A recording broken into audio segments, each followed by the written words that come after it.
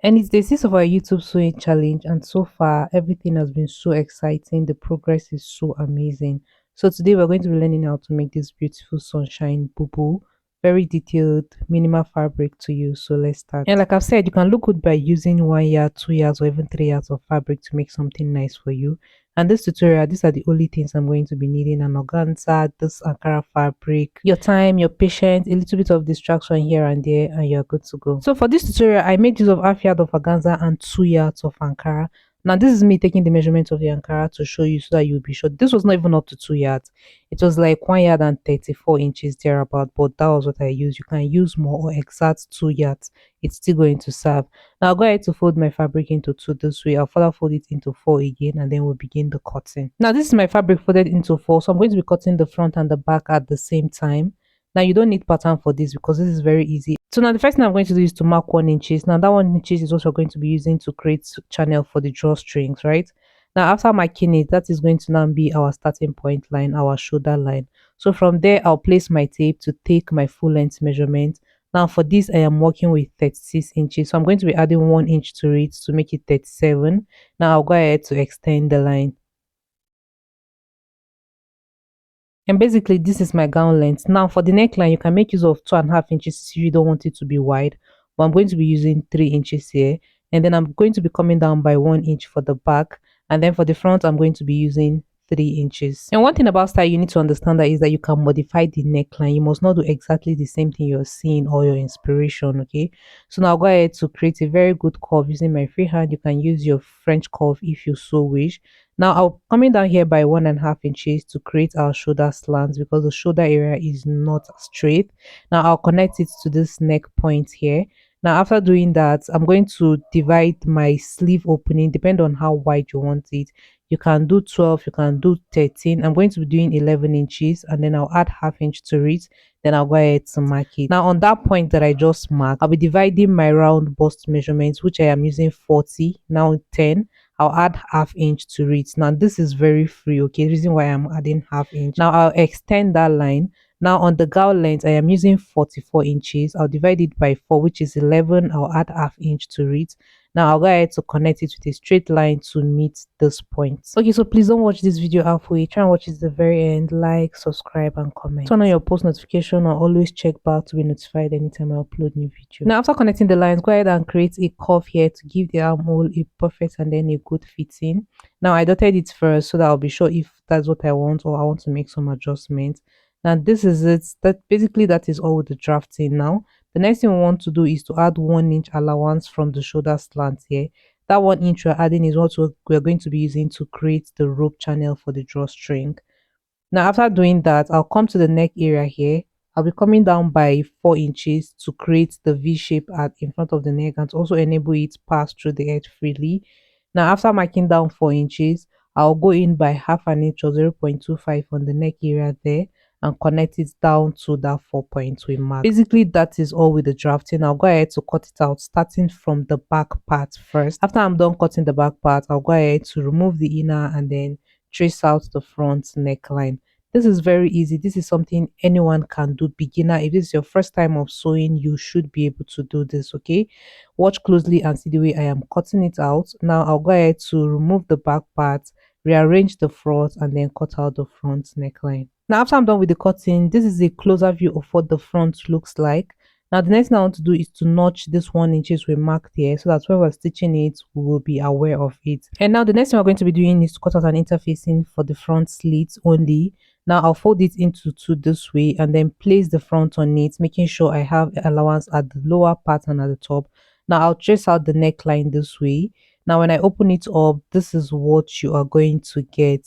You can do this, you can do it the same way or make it wider if you want. Now I'll stitch this part. I stitch it together with the hemming gum so that when I press it down, it's going to relax very well.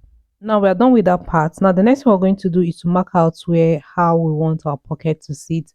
Now I pressed this dress and created that crease line you're seeing. Now I'm going to be marking that 1 inch. Remember we marked 1 inch. Now I'm going to be indicating it here from the good side. Now from that 1 inches, I'll go ahead to mark where I want the pocket to start. Okay, so I'm going to place my tape there. Now I want mine to start from 18 inches. Yours can start from 17, 19 depending on how you want it. Now I'll be working with 18 inches, so I'm going to do the same thing on this other side. Now from that center line, that crease line that I created here, now I'll be going outward with 1.5 inches, and then I'm going to be marking the same 1.5 inches here. That is where the pocket measurement and everything is going to be starting from. Now from that 1.5 inches I marked, I'm going to be using 6.5 inches for my pocket opening, and I'm going to be marking the same thing here. Basically whatever I'm doing on one side is what I'm going to be doing on the other side. Now for the length of this pocket, I'm going to be doing 8.5 inches. Now after marking the 8.5 inches, I'm also going to mark it downward, so I'll be able to get like a straight line and create and connect all the dots together. Now whatever I am doing here is the same measurement I'm taking on this other side. Okay, so this is my pocket, so I did this other part off camera because it's the same measurement. Okay, so now whatever measurement we did here, we're going to be cutting that on another piece of fabric, but then we're going to be adding sewing allowance to it.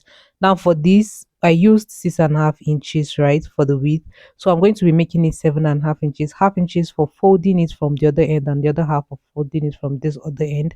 Now for the length of this pocket, remember we used 8.5 inches, but I'm going to be cutting it on 10 inches for the folding allowance. So basically after marking the measurement, I'll go ahead to connect all the lines together and then cut. So if there's anything I am explaining that you're not understanding, please just watch closely and I bet you would definitely understand because this is self-explanatory.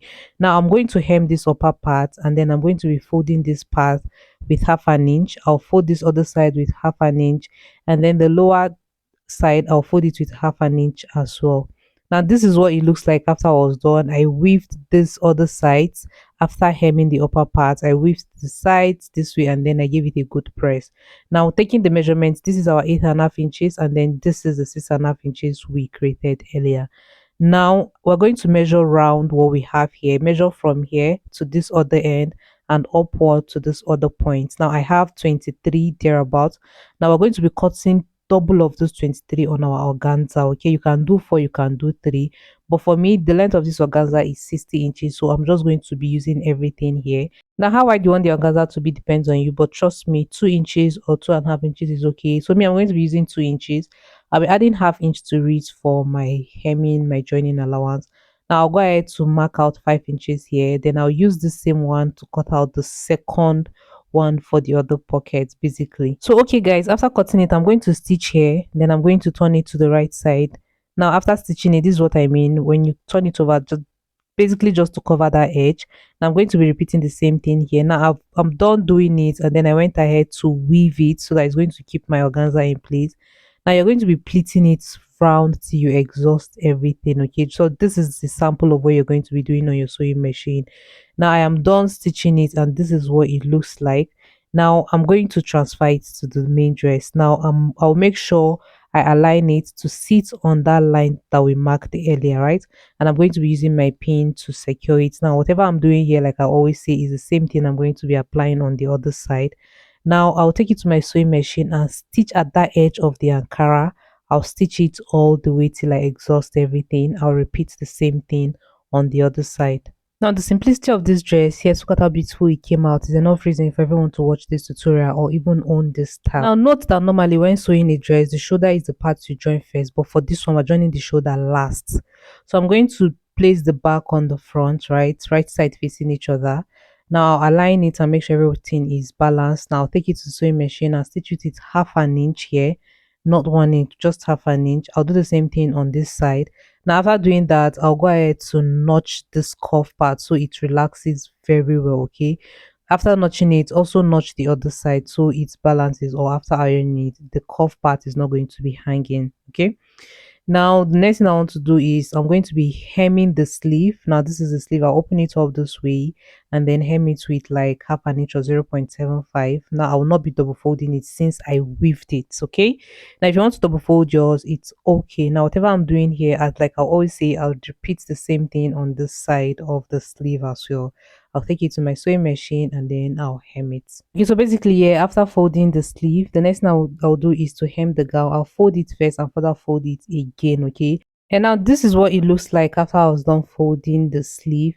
So far you can tell that this tutorial is very easy and simple. And the last thing we're going to do before piping the neckline is to stitch that 1 inch on the shoulder slant, right? We're going to stitch it. After stitching it, that way we'll be able to create our drawstring channel. Now this is it after I was done stitching it and all of that. Also did the same thing on this side. Now you're going to open it up this way and then take it to your sewing machine and then fold it like with half an inch, or just fold it in a way that your rope will be able to pass freely. Now I'll stitch it here, and I'm doing the same thing on this side. Now when you're stitching it on your sewing machine, please ensure you don't stitch it together with the main dress. Open it up like so and stitch. By now, most of you should have known how to create a row, but for those that are coming to this page for the first time, I'm using 1 inch. Now I'll fold it in with half an inch, further fold it and then double fold it this way. Then I'll go ahead and stitch it at the edge. Now this is it after I was done stitching it, both the channel and also the rope. Now I'll take my safety pin and then I'm going to pass the rope through the first channel. I am going to be repeating the same thing on the remaining 3 channels. So I'm going to do this one for you to see, and then after I'm done doing this, then the other ones I'm going to be doing it off camera. Now this is basically what it looks like. This is something everyone can do without any explanation. Now off camera, I was able to successfully transfer all the ropes, and this is what it looks like. Now to finish up this dress, we're going to be piping the neckline. Now you're going to measure from here all the way to this other end. Now I'll take my tape and then I'll carefully measure it to not rush this process, okay? If not, you may end up with a shorter measurement or a more higher number, right? So I'm taking my time to measure it so that when we're cutting it, you're going to cut out accurately the same thing you got here, okay? So mine is 18 inches, right? Now I'm going to be using this paper stay to draft it out. Now I'm going to divide that 18 inches by 2, which is approximately 9. Now I'll mark it. Now I'll get the midpoint and mark, which is 4.5. Now from that point here, I'll go up with half an inch. You can do 1 inch, but half an inch is okay. Now with a curved ruler, you connect it down to that center point.